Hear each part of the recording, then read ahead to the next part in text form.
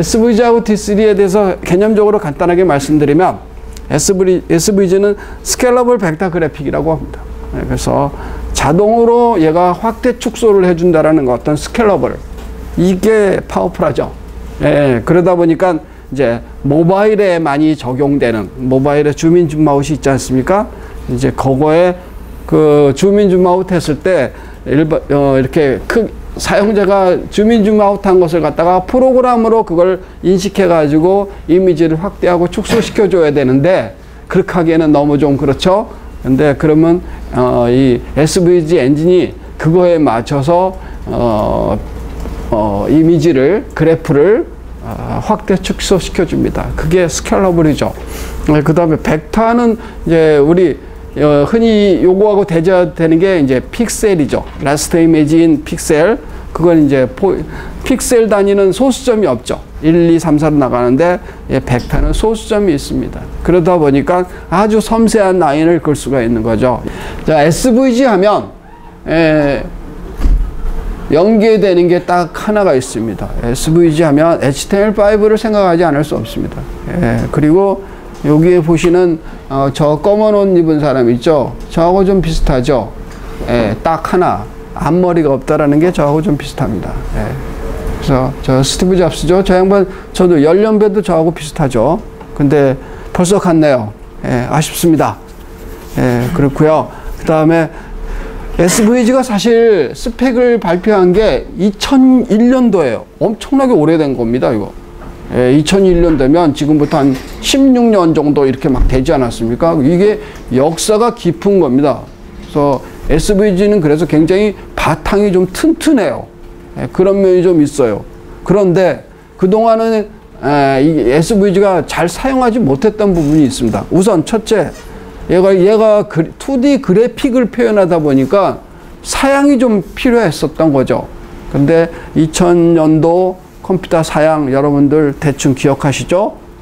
뭐 경험 있으셨던 분들, 그리고 보통 2010년 정도 들어와서 우리나라에 이제 컴퓨터 사양이 굉장히 좋아지고, 지금도 뭐 여러분들 가지고 계신 노트북 정도라면 굉장히 파워풀한 거 아니겠습니까? 그러다 보니까 이제 거기다가 그래픽을 올리게 되는 부담이 덜 하겠지는, 또 하나의 또 굉장히 큰 계기가 있었는데요. 그것은 뭐냐면 HTML5를 발표한 시점이었습니다. 그게 2014년도인데요.